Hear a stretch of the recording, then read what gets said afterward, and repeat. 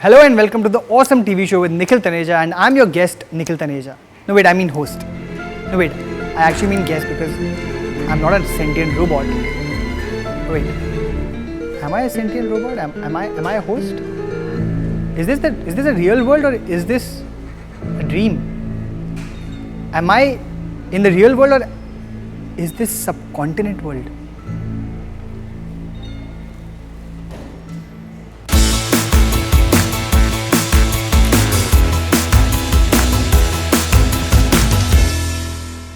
Okay, no, don't worry. I'm not a host, but I'm the host of this show, the awesome TV show in the real world. And of course, I'm talking about Westworld, which just wrapped up a brilliant season where the sentient robot hosts clashed with real human being, the guests, because the violent delights had to have violent ends, didn't they?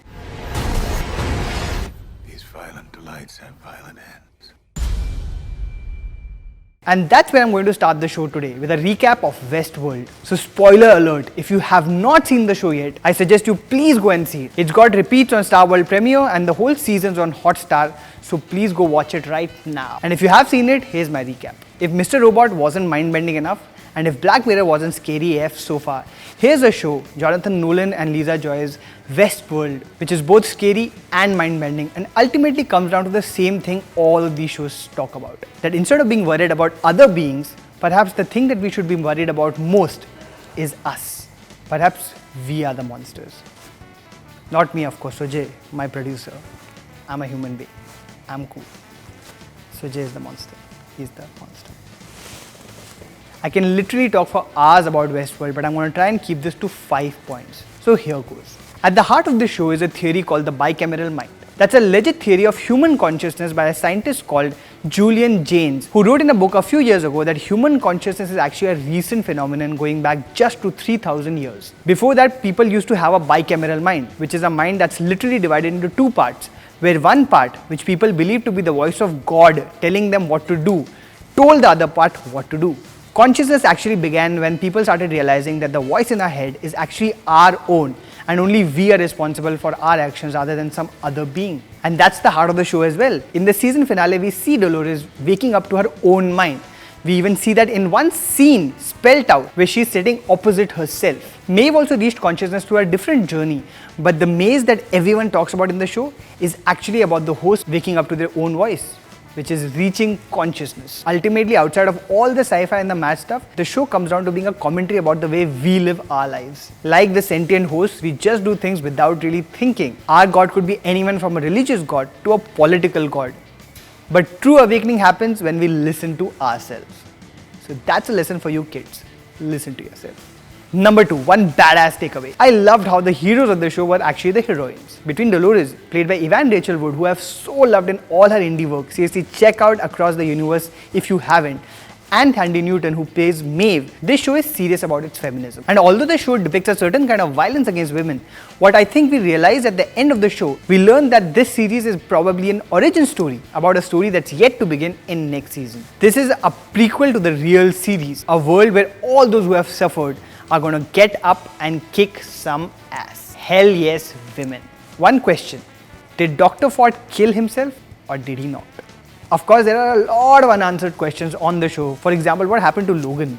But the biggest question is, did Dr. Ford really kill himself? Or did he actually create another host to do that for himself while he retires peacefully into the mountains or something? And if he did, why did he do so? Did he realize that the world that we live in is actually so fucked up that he probably should just burn the thing to hell? Was his endgame just that he realized that the world we live in is so fucked up and perhaps all us monsters, actually not us, just Sujay, Sujay needs to be taught a lesson, so all of us monsters need to be put down. So he woke the robots up. Or was it just that he wanted revenge on all those people who underestimated him and tried to put him down? That's one thing I can't wait to find out. But although if the show needs to remain great, I think Dr. Ford needs to die. He needs to be the Ned Stark of the series. Number 4, one disappointment. Where is the suffering? A lot of people have compared Westworld to one of the greatest shows of all time, Lost. The show that started all the obsessive fan theorizing that outside of Twin Peaks had so many mind-bending mysteries that could not get solved over several seasons, and for those who have actually watched the entire show, are still not solved. For example, what the fuck was that polar bear? This show is also exec produced by J.J. Abrams, the creator of Lost. and has a nod to several other things in laws. For example, actor Rodrigo Santoro, for one, for others, Google it. But the key difference why Lost is such a superior show to Westworld was that show was really about human beings and their emotions, characters and their emotions. This show, as much as theorizes that at the heart of human consciousness is human suffering, doesn't show it. Even though there were such fantastic actors in the show, I never felt the suffering of anyone. I could see Dolores, Bernard and Maeve, but I couldn't feel their losses. The show is so interested in its twists that emotion have taken a backseat, and that's why this is not my favorite show of the year, although it had all right to be. Number 5, one exciting development. Samurai World. Yes, as we head into next season, there's been a revelation that's got me really excited for next season. There was talk in the finale of different worlds, so it seemed that outside of Westworld, there are more worlds in this universe that we just saw in this season. And from everything I've read, we are going to see at least one of those worlds next season. Samurai World. I just love the fucking sound of that. Samurai World, bring it on. Now, Westworld may not be my favorite show of the year, but where does it stack up in my list of the 30 best shows of this year? And now for that main event, the 30 best dramas of this year. 110. That's the number of shows I have seen this year. That included dramas, comedies and dramedies. Out of these, 60 were probably dramas, 45 of which were about decent, and 30 of them were pretty damn good. And yet, I'm 100% sure that at least one of your favorite shows is not in this list. Because even though I literally watched 30 days worth of television, there was still not enough time to watch all the TV that exists out there. We live in an era of peak TV, and the only way, literally the only way that anyone can watch all these shows is if they're the Flash. And although I'm not the Flash, because I'm a different kind of superhero, I'm the awesome TV man. Here's my list starting with the 15 best new dramas of this year and one reason why. At number 15, The Path, because this show may or may not be inspired by a specific organized religion called Scientology that may or may not be called a cult, but that is definitely very creepy. Also, Aaron Paul stars, #YaBitch, also returns, #returns. At number 14, 11/22/63, because here's the logline of the show. A high school teacher travels back in time to prevent John F. Kennedy's assassination. Also, the high school teacher is played by James Franco. Yes, not the high teacher, the high school teacher. At number 13, Underground, because this show that you've definitely not heard of is a hell of a show about a group of slaves in the 19th century who plan a great escape of 600 miles from the plantation they work on. Also, the 19th century show is set to the music of Kanye West, The Weeknd and more. At number 12, Quarry, because this thriller drama about a Vietnam veteran who comes back from a bloody war only to get caught up in worse things at home is a dark, deep, somber and stunningly short piece of work. Also, it's from the writers of Rectify. I mean, come on.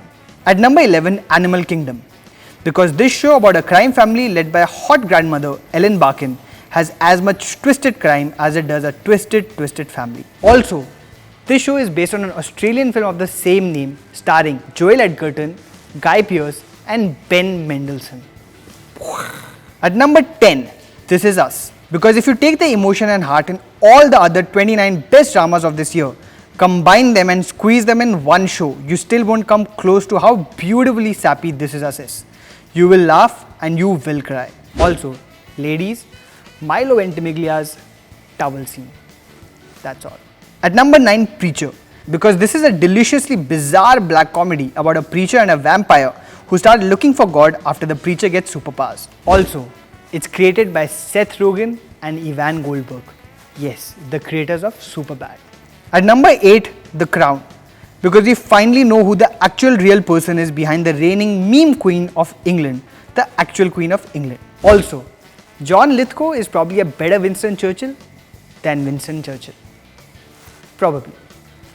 Definitely. At number 7, Luke Cage, because it's got a bulletproof black superhero who has a theme song created for him by Method Man in the show. Also, Luke Cage is set to star with Jessica Jones, Daredevil and Iron Fist in a crossover event called The Defenders on Netflix in 2017. At number 6, Billions, because this is a show where a Wolf of Wall Street goes up against another Wolf of Wall Street in the greatest battle of them all, of power.